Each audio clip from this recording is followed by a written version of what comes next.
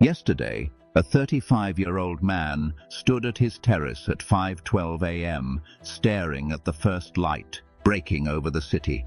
Tears ran down his cheeks, not from sorrow but from rage, raw, molten rage at how tiny his world had shrunk, at how each morning felt like sinking into quicksand built from everyone else's demands. His name was David, and he sent me a message that simply said, "I'm exhausted from carrying everyone else while pretending I'm thriving." David isn't alone. You're not alone. Somewhere between childhood wonder and the weight of grown-up responsibility, we misplaced something vital. We misplaced our mental freedom. Somewhere along the way, we became prisoners of routine, collecting small defeats like trophies, wearing our exhaustion as though it were a medal.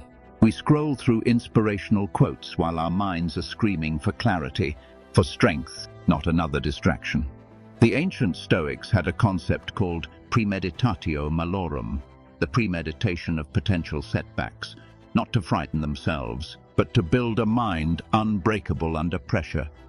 Before the day's battles even began, they would imagine losing everything, rehearsing the worst-case scenarios each morning, not from despair, but from dominance over fear.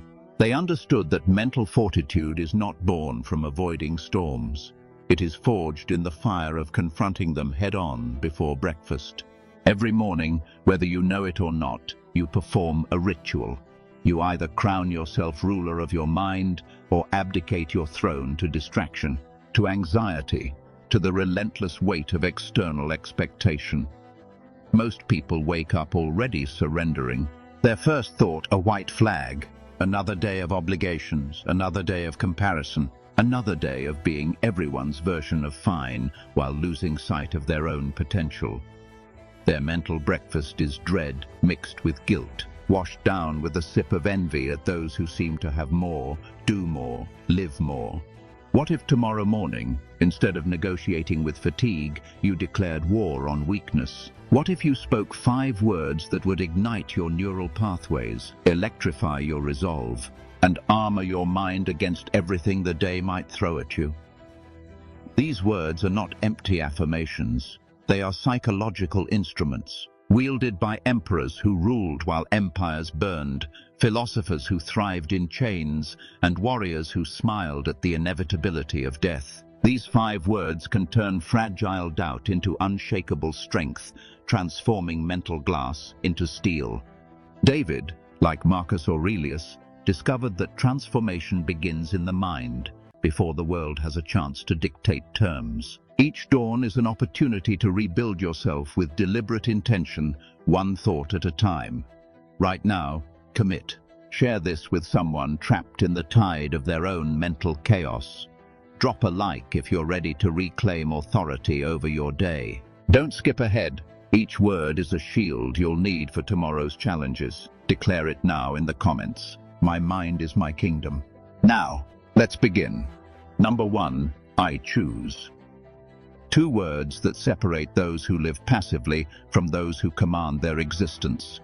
Not chains that bind hands, but chains that bind minds. Chains of routine, of other people's opinions, of the illusion that life happens to you rather than through you. Epictetus once said, "We cannot control the world, but we can control our judgment of it." This wasn't abstract philosophy. This was survival, pure and raw. Choosing is liberation. Most people wake up speaking the language of captives. I have to check my phone. I need to answer emails. I must deal with this. Each word surrenders authority over life. Each sentence reinforces the prison of habits, fears, and expectations they inherited.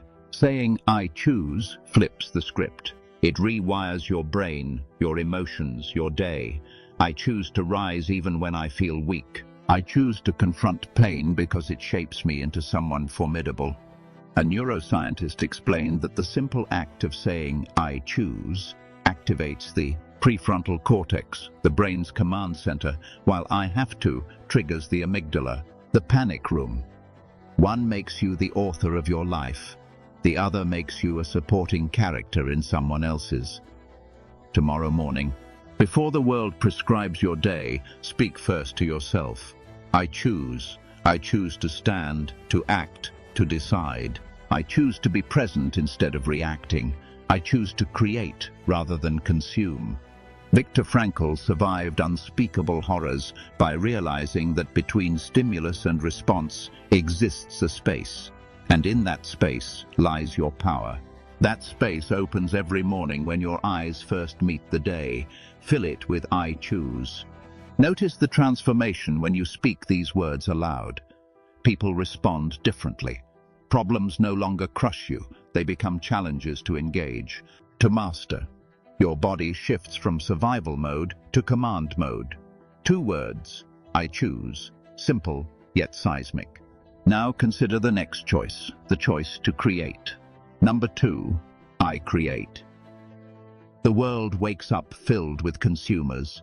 They consume news, consume opinions, consume other people's accomplishments, while their own ambitions lie dormant. But humans were not designed to consume life. They were designed to shape it. Marcus Aurelius, amidst plague and betrayal, built his mind, his philosophy, and his empire by creating. Chaos didn't stop him. It became the raw material of creation. Creating is not merely art or business. It's the recognition that every thought, every action, every emotion is a tool for building your day, your character, your reality.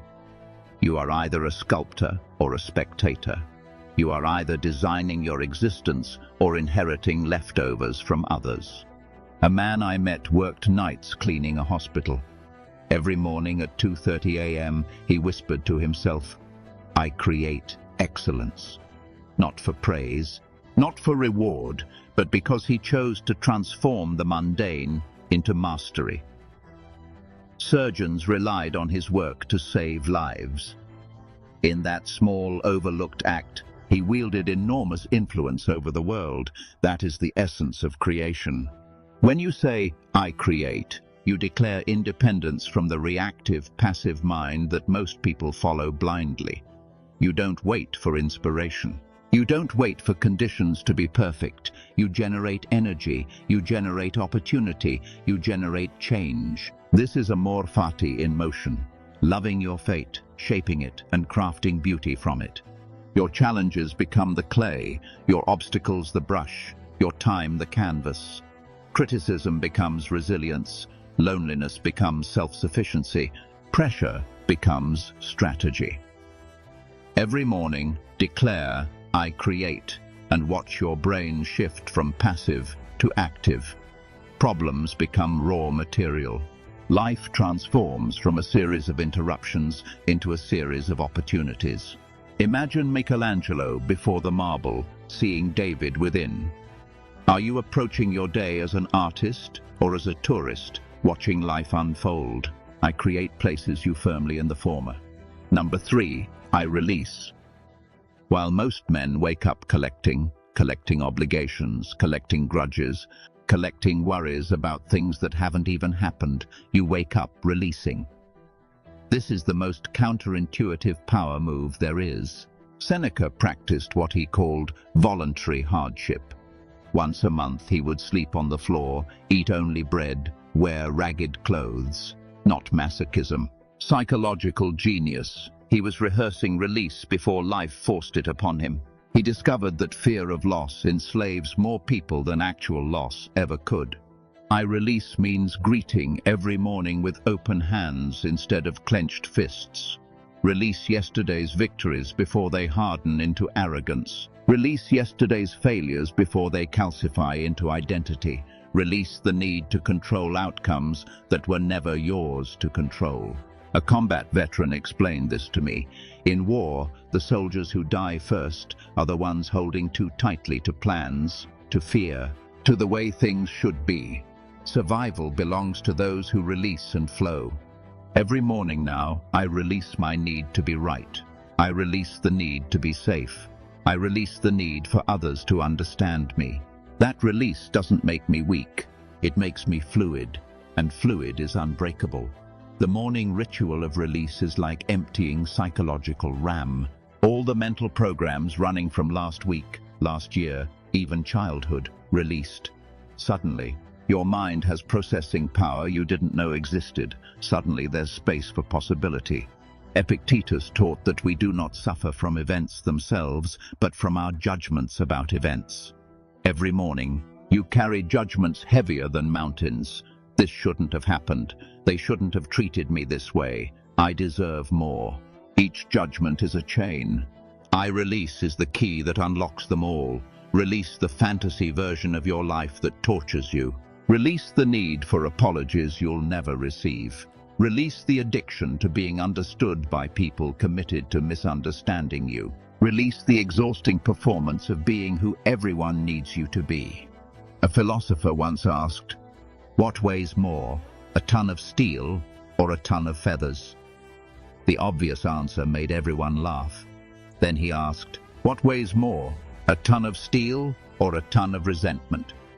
Silence fell because everyone knew resentment compounds, multiplies, metastasizes. Tomorrow morning, stand up, spread your arms and say, "I release." Feel your psychological wingspan expand.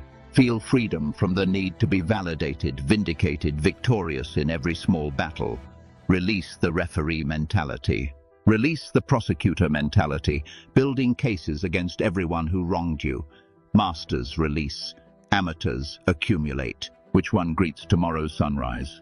Number 4. I deserve. Words that most men cannot speak without choking. Not because of arrogance, but because decades of conditioning taught them to shrink, apologize for existing, to accept crumbs while calling them a feast. Marcus Aurelius commanded legions, yet his private writings reveal a man constantly questioning his own worthiness until he discovered the truth. Your worth is not defined by others' recognition, but by your recognition of your own inherent value. Deserving isn't earned, it's claimed. I deserve doesn't mean entitlement to outcomes. It means acknowledging your birthright to take risks, to fail magnificently, to occupy space, to set boundaries that make weak people uncomfortable. You deserve to disappoint people who need you to remain small to feel tall. A woman who built a multi-million-dollar business from her garage while raising 3 kids alone told me, "The morning I started saying I deserve was the morning I stopped negotiating with my own worth. I deserve rest without guilt. I deserve standards without apology. I deserve payment without justification." Most people sabotage themselves with thoughts like, "Who am I to want more? I should be grateful for what I have. Others have it worse." This isn't humility. It's self-vandalism. It's building your own glass ceiling and complaining about the view. The Stoics called this dignitas, inherent dignity that no external force can grant or remove. A slave can have more dignity than an emperor because dignity is an inside job. You deserve respect for existing, not for achievements. You deserve love for being human, not perfect. You deserve success, not because you've suffered enough, but because you are willing to create it. When you say "I deserve" every morning, you perform psychological alchemy. You transmute years of conditioning that taught you to play small, wait your turn, let others cut in line while you hold their place. You declare independence from the voice that whispers, "Not yet, not you, not enough." A janitor becomes a judge, a dropout becomes a doctor, a victim becomes a victor. What changed? They stopped asking permission to deserve. They assumed it as fact. They stopped waiting to be knighted. They picked up the sword themselves. I deserve abundance. Watch opportunities appear that were always there. I deserve love. Toxic relationships become intolerable. I deserve peace. Drama becomes optional. The universe is an echo chamber. It returns what you broadcast. I don't deserve confirms limitation. I deserve unlocks expansion. Tomorrow, tell your younger self, "I deserve everything beautiful I am willing to create."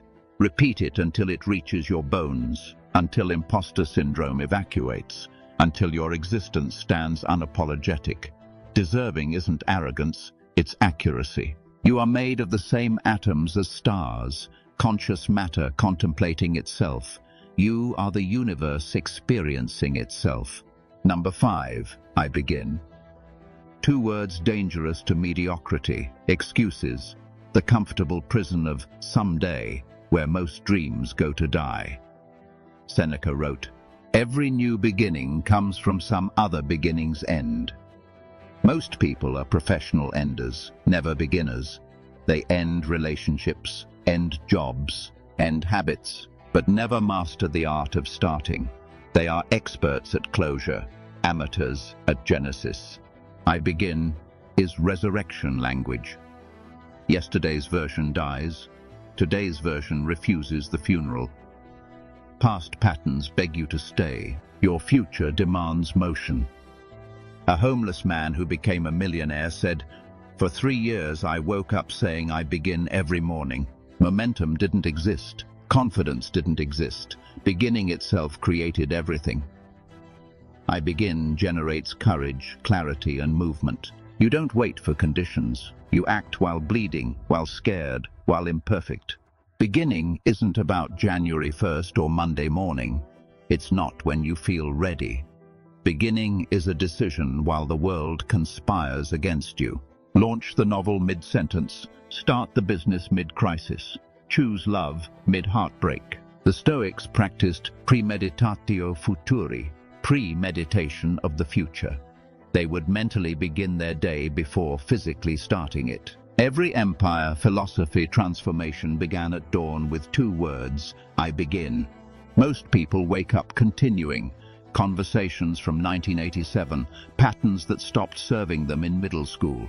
I begin murders momentum myths. You don't need confidence to start. Starting creates confidence. You don't need clarity to start. Starting creates clarity. Every morning is a blank canvas. Begin the project, begin the conversation, begin the life that doesn't make sense to anyone but you. An artist who hadn't painted in 20 years after her daughter's death sent me a photo. Chaotic, violent, beautiful canvas. Caption: "This morning I said, I begin." Her hands remembered the brush. She didn't wait for inspiration. It followed her action. When you say I begin, you start a revolution. You declare, the past doesn't own me. Pain doesn't control me. Patterns don't define me. Wake up tomorrow dangerous. Begin things that scare you. Begin the life that's yours to claim. Today, I begin. 5 words, 5 daily declarations that turn you from mentally fragile to unbreakably fortified, not by ignoring reality, but by mastering your response to it. I choose, seizing control of your mind when circumstance whispers surrender. I create, shaping every moment instead of letting it shape you.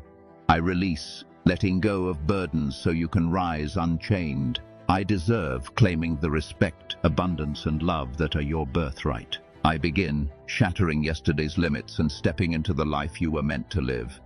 Marcus Aurelius faced death without kneeling. Let that sink in. Even the end couldn't make him bow. That's what these 5 words forge. A mind that stands firm against fear, doubt, chaos, and every pattern designed to keep you small. Tomorrow morning, you will wake. That's inevitable. But who wakes up is your choice. The same person you've been, or someone unrecognizable, untouchable. Someone who speaks these 5 words like commands that reshape reality. Transformation isn't a decade-long pursuit. It's a decision, one sunrise away. 5 words, 5 declarations of freedom. If this hits you deeper than motivation ever has, share it. Subscribe. Comment which word shakes you most, because that's the one your soul needs. Final declaration. Type it as if your life depends on it. Tomorrow, I rise unstoppable.